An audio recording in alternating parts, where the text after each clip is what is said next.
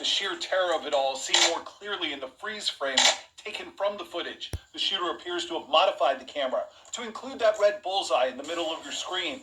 First, taking aim at that clue poster in the Edmund Burke School window, the theme of the school's recent fundraiser. A few frames later, after the shots start, you can see 4 bullet holes in that same window. Just a few feet away, a young student appears to be ducking.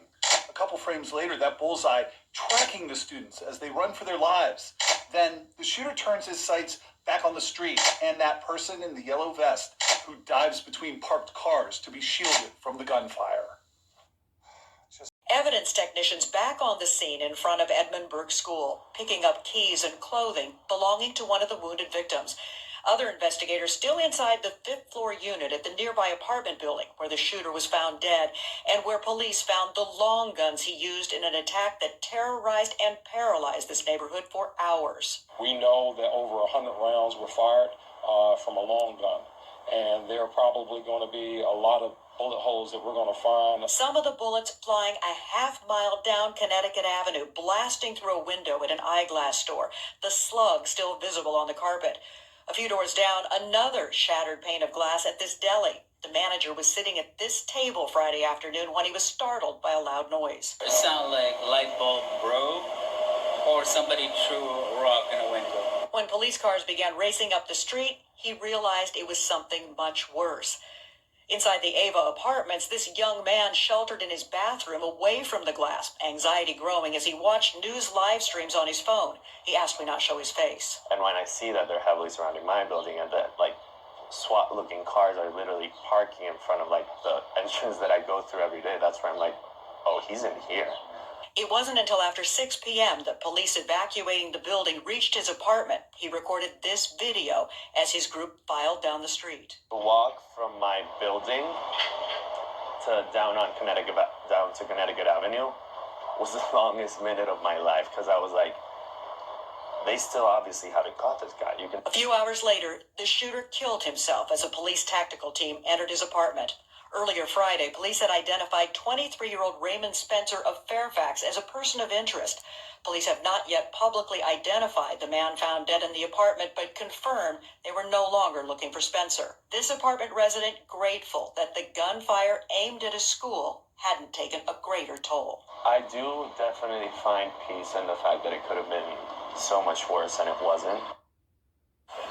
Now, morning, but I can tell you, though, for many residents in this Northwest D.C. neighborhood, they are still confused, shocked, and wondering what a motive is behind this incident that took place yesterday. That's because, according to police, along with the suspect, that investigators say took his own life as police officers were moving in.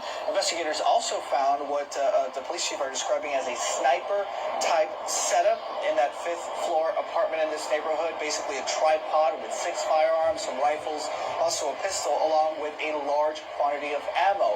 Now, in terms of the pattern in all this, which is really one of the most disturbing bits here, according to investigators, the suspect was basically just indiscriminately shooting at people on the street, according to the chief, intent on killing members of the community.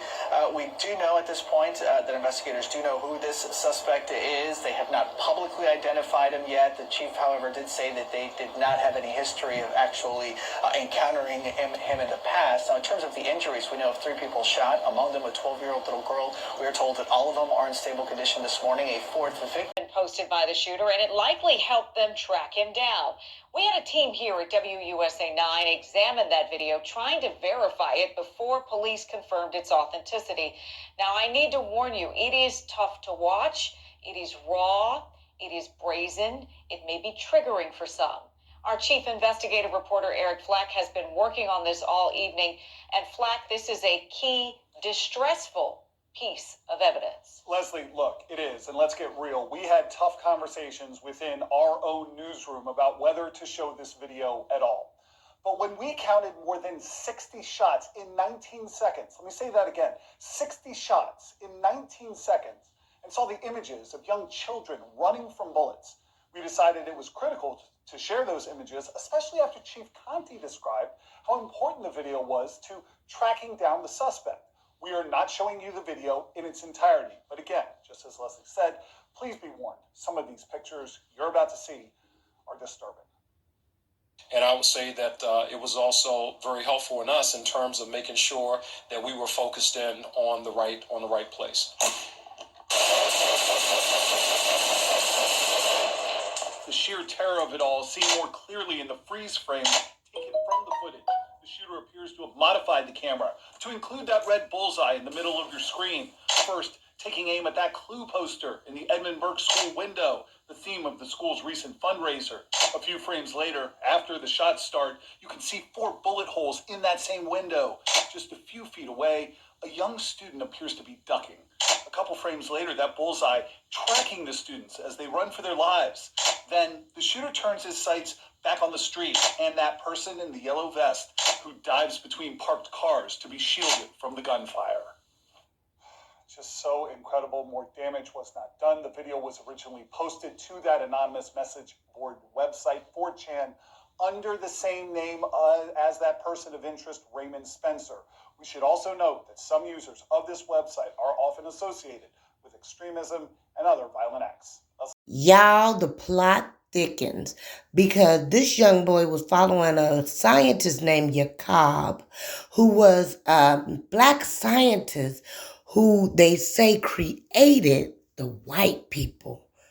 I got to do a deep dive into this person because I never heard of him, but this is clearly nefarious. Raymond Spencer, now that's an American name, but he looks Hawaiian, Filipino, Hispanic. What is he? We know he studied the Nation of Islam, so is he Afghan, Middle Eastern? What made this 23-year-old boy do this horrific thing? And who is this Jacob? We're going to do a deeper dive into who that person was. Please like, please share, and please look forward to the next video on Jacob the Mad Scientist.